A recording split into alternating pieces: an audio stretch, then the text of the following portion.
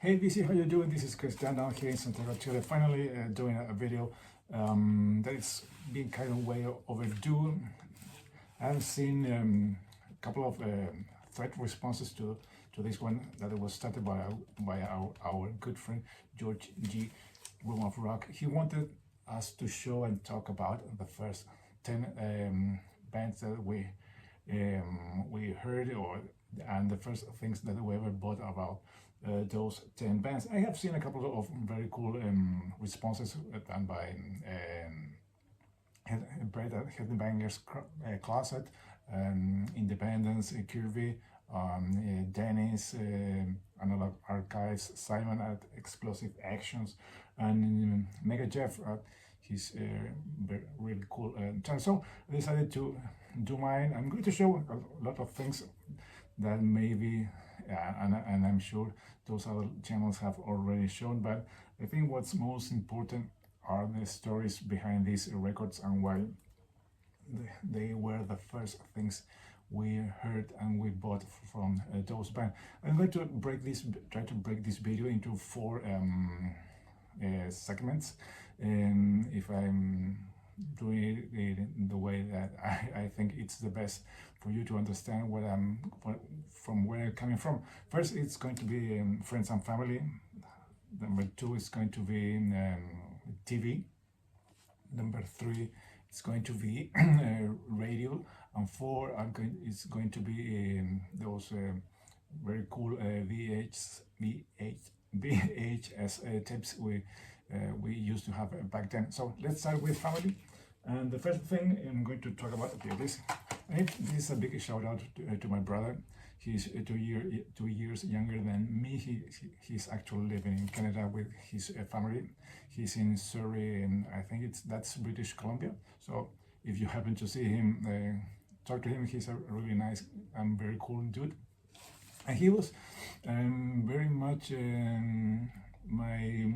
my getaway, my go-to guy to learn and discover new music, because he was much cooler than me back in school, and he was hanging out with some friends that had very cool music taste back then.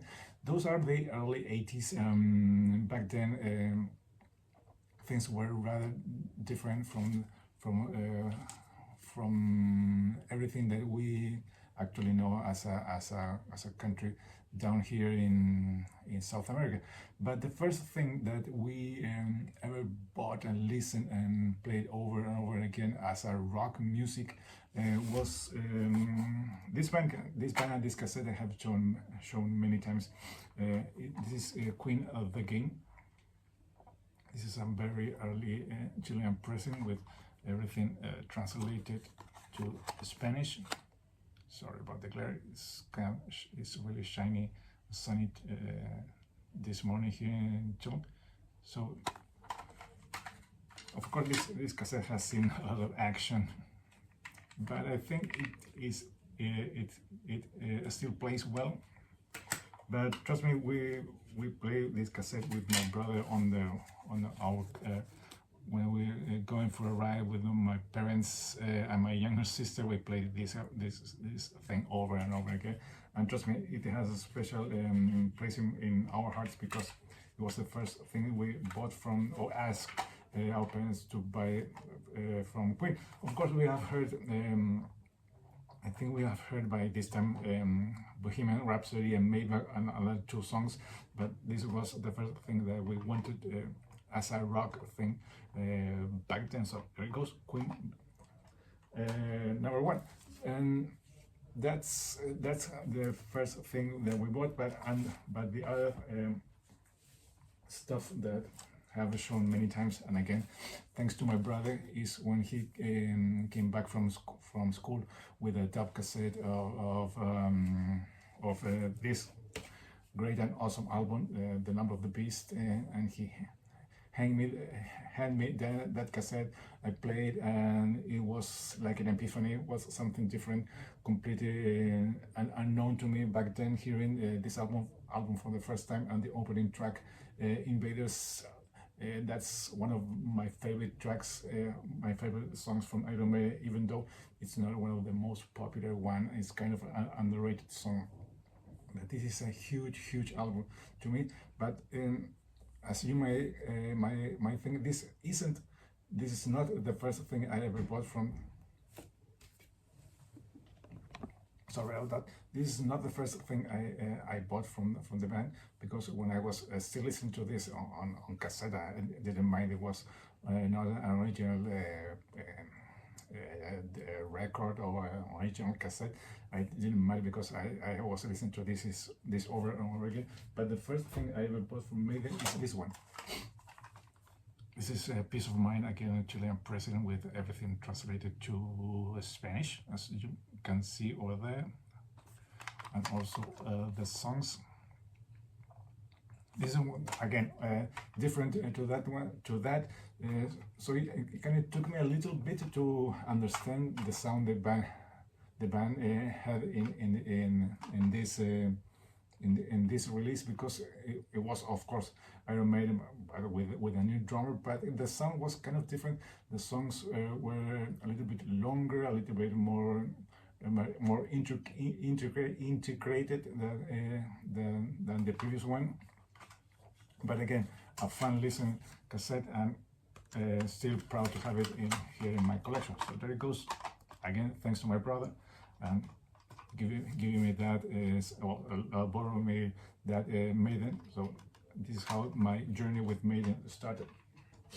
And again, another day, another week, another month, my brother came back from school with one of these two records. I can't recall exactly which one it was, but again, another different thing from a band that we have kind of known but not heard properly.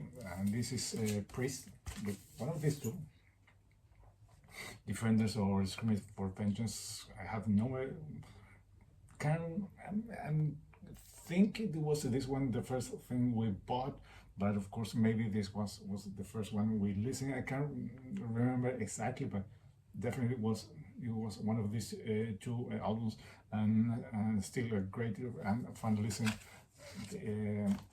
experience listening for the first time the mighty Priest, the mighty Ralph Halford, the guitars of Glenn Tipton and KK Downey, and also enjoying very much the artwork, because it was different from everything that was back then. The two metallic creatures, this bird and this kind of I don't know, whatever that is, but still two great stuff. And this again thanks to my brother. Also thanks to my brother was listening, discovering also Van Halen. I think he came back home with a Dove cassette of Van Halen, Diver Down, and I really like it very much. And we played the Dove cassette many times during vacation. We even like the goofy songs that were in that release. But this is the first thing that we bought from the band.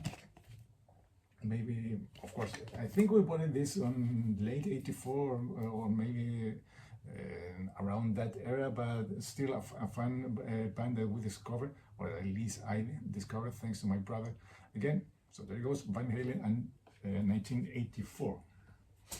And those are the things, and maybe, no, yes, this is the last one that I discovered, or at least we discovered as brothers, was AC/DC with this one. Or maybe maybe it was Back in Black, but I do remember having that record, but don't know where it is right now. Maybe it was in my brother's part of the collection, and he traded, he lost it, I can't recall. But listening to AC/DC for the first time was also a really fun discovery. Of course, we have no idea about the Bon Scott era. Years later, we find out the band had a previous history with another with another singer with a very similar sound, but at the same way a little bit different from everything the band was doing in this era. I have no idea about different kind of production, studios, instruments, nothing like that. We just thought and heard it was a fun band to listen, so there it goes, AC/DC. Next, another very important thing in that era, at least for us, try to imagine Latin America in the mid 80s, when access to radio was only on FM, a lot of AM, but the kind of music that they were playing was mostly stuff in Spanish. Nothing too memorable, at least for me. It was mostly ballads, singer-songwriters singing about love, all that kind of goofy stuff, savvy ballads, melodic things, kind of folky stuff, a lot of protest songs, but mostly in Spanish, from the big Spanish markets here, Argentina, Mexico, Spain. Those were big places, but there was only one or maybe two radios that were only play music in English, and they moved from the more 70s stuff that they were playing, but by the early 80s to just picking or getting their hands on the Billboard 200 list, and they started playing things that were posted on that list. So that's how we at least get the chance to listen for the first time to most of the things that were appearing on that list. The big pop things like early Michael Jackson, I don't know, Survivor, early stuff. But all of a sudden, these radios started to have at some days in maybe on the weekends, but also late at night and on Fridays, started to have kind of rock shows when they play this different kind of music that was getting a lot of traction, a lot of buzz, at least in the big markets. And I do remember vividly one show that a very pop station used to have. That on Sundays they play music from this new music that was rock or heavy rock or heavy metal. It was all of these bands or this music label back then. I do remember vividly because one day they play a split between the two bands, Icon and Rat, and the Rat music that they play was from the EP, because I do remember You Think You're Tough and Sweet Cheater, songs that are on the EP and not on the debut. So I thought that I really liked the sound of Rat very much.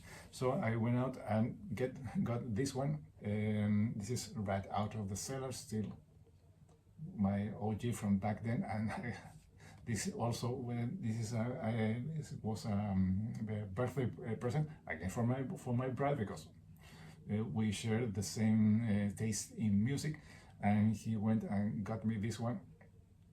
Great stuff, and this was my introduction to that sound that was coming from Los Angeles back then. So having this in my collection and enjoying this very much. This is almost a greatest hits, at least in my opinion, that the band did back then. So there it goes, Rat and Out of the Cellar. Another band that it was featured in that radio show they had was a very different one, because it was a German band with a very distinctive vocalist, and the music they play was very different from Rat. that they played a couple of weeks earlier, or the stuff that I was hearing from Van Halen and AC/DC, or even Iron Maiden, and it was this one, Accept. I think the song or the record they played was Restless and Wild, because I remember hearing that song for the first time with the opening track, with the needle drop, the screeching, and the Udo's shout was something completely different, and it was fast, heavy. The guitars, the vocals approach of Udo was something completely different, at least to my ears. And then the first thing we ever bought from Accept was this cassette. This is Metal Heart from '85, if I'm correct. Yes, '85. This is also a Chilean pressing. Yes, CBS Chile, but this time everything is still in English as it was supposed to be, not translated to Spanish. But again, listen to this cassette, and this music was great because Accept was different. To me, this is a traditional heavy metal band, and you can say they have maybe helped to create power metal lately, but to me this is a heavy metal band from the good old days. So there it goes, Accept with Metal Heart. And moving forward, and with that thing, yes, this one. Also that radio, that it was more pop oriented. One day had this band. They really, the first time we listened to this band, really meant a lot, because they were singing in Spanish. This is the biggest band from Spain, and it was really important back then because, as you can see, this is Balón Rojo and Volumen Brutal. Why it was important? Because it was a heavy metal, well done, but sang in Spanish. So that was another game changer. They are still very popular here in Latin America, and of course here in Chile. They have played here many times. This is the first album I ever bought or asked. I remember going with my mom to a record store and asked to get this album. This is Volumen Brutal, the most popular, and I think it's their best album. The fun thing is, I saw the artwork. Yes, Balón Rojo, Volumen Brutal. So give it to me. Okay, bye. But when I got home, I realized this is the English version they did. As you can see, everything is translated and is sang in English, with a very heavy Hispanic accent. You can hear everything sang by one of the ladies, yes, by Armando de Castro, and that's the guitar player, and José Luis Campuzano Sherpa, the bass player. But still great tracks. The translation are good, and you can see that the lyrics are not the same when you translate it from one language to another. They lose a lot of the meaning, or the way the sentence, or the way the sentence or the verse is constructed, and that changes also the meaning of the lyrics. But still, it's a really fun album. If you don't know this band, give it a try. I don't know if it is easy to get this album, but this is a mandatory album in any heavy metal collection from the good old days. Of course, for us guys here in Latin America, this is one of the milestones in our music history, because it's one of the biggest albums in heavy metal sung in Spanish. And the last album from this radio segment of my introduction to heavy music was another local radio had a show on Sundays afternoon from 5 to 6 or the 6 to 7 club record in the evening, and they play one record from start to finish. A new one they announced it on Fridays on our local newspaper, and one day they promoted this one. The title of the band, never heard of them before. The band name and then the title of the album sounded interesting, so I grabbed my cassette. Here it is. Put it on a cassette deck. Play push record, and this bad boy came up. Awesome stuff.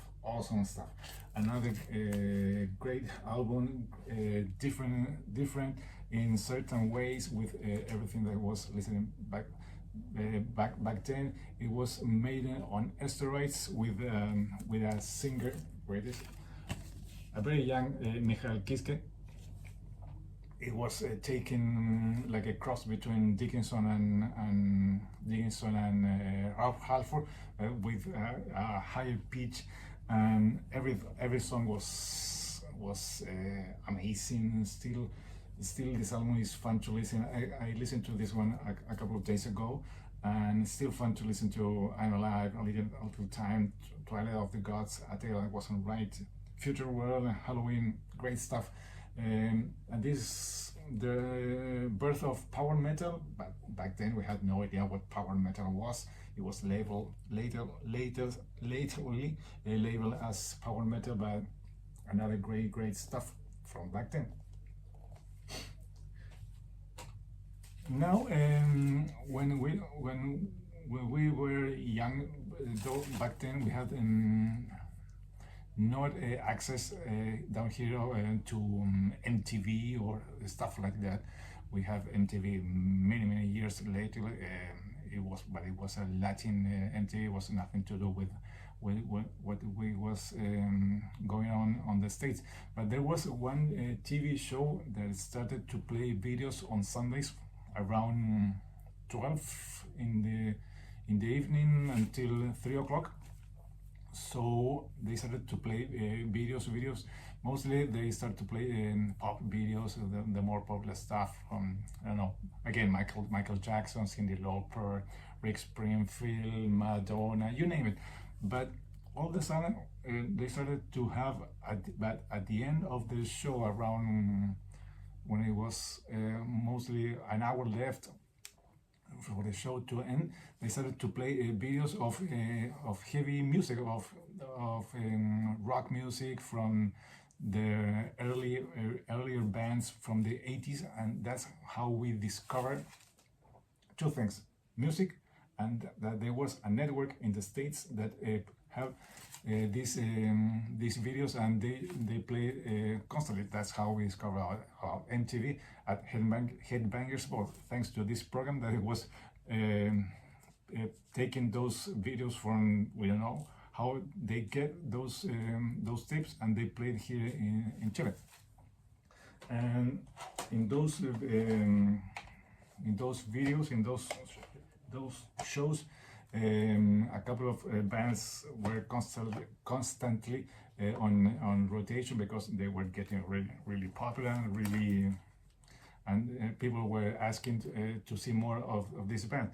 And one of the first bands they played was these guys, Motley, and this is the first thing I ever bought from them. Lately, I grabbed Shout at the Devil, and I thought that's much better than this one. But still, this is a fun cassette to listen. Shout at the Devil. But this is Theater of Pain. Of course, you can see this is actually impressive with everything. Again, translated to Spanish. Another when they play was this one, Duncan.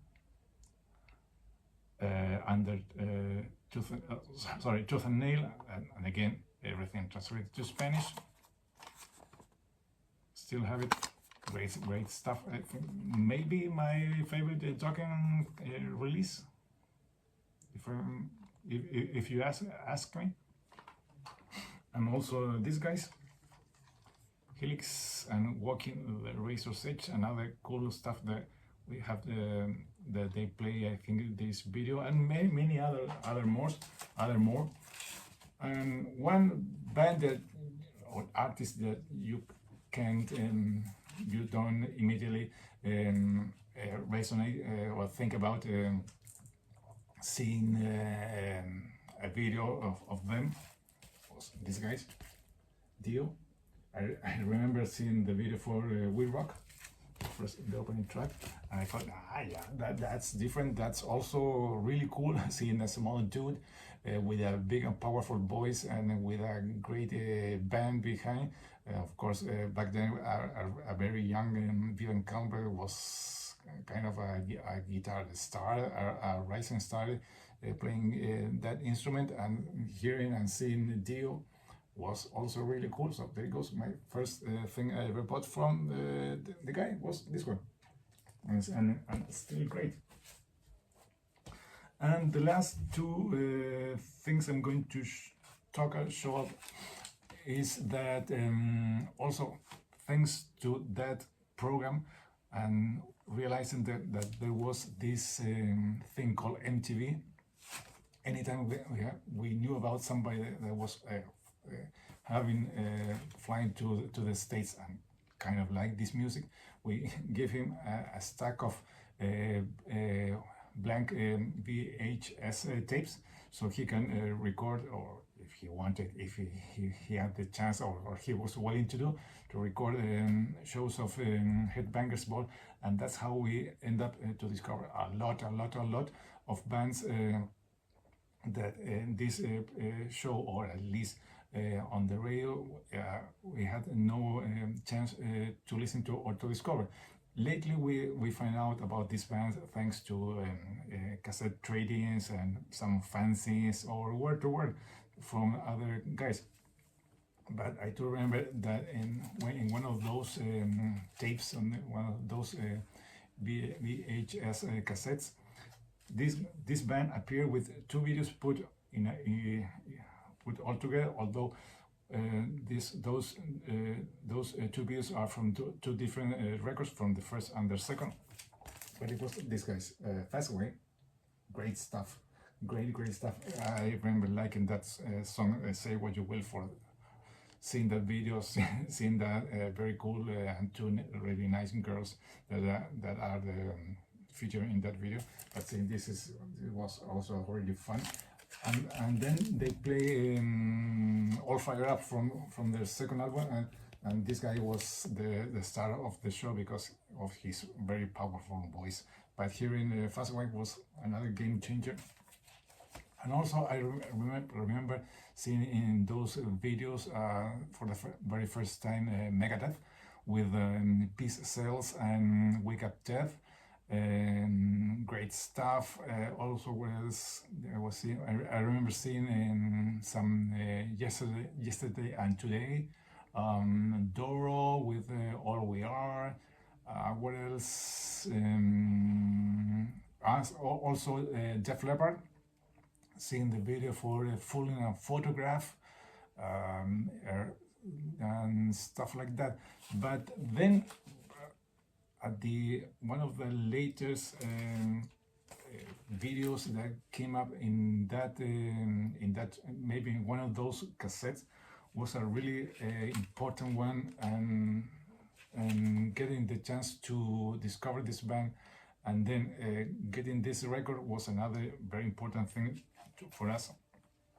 These guys, Metallica with Ride the Lightning. Hearing this, seeing the video for Whom the Bells Toll, and then getting this record and playing the opening track, Fight Fire with Fire, again was something completely different.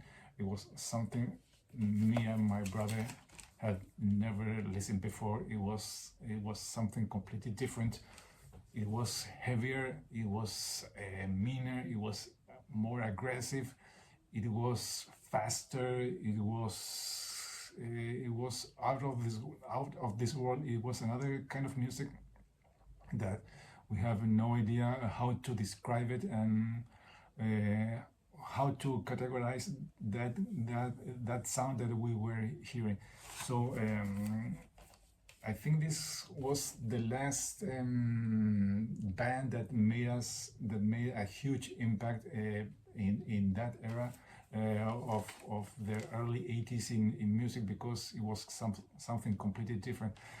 As it was listened for the first time Maiden, or as it was listened for the first time Accept or Halloween, Metallica had a huge impact back then.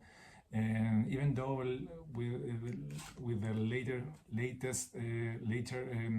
releases, of course they changed their sound. They are not what they used to be, but still I can't deny how important, how big this album is and was for us back then.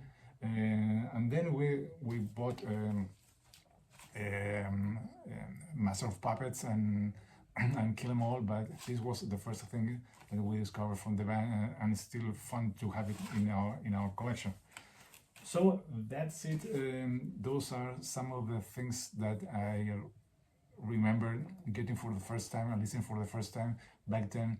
Again, thanks to my brother, a big shout out to him, because he's really important, and he's one of the main guys and one of the main reasons I listen to this music. I still listen to this music. I still like this music, and I still want to discover new old bands from back then, and also to those radios that have had those shows that also help us to develop our music taste.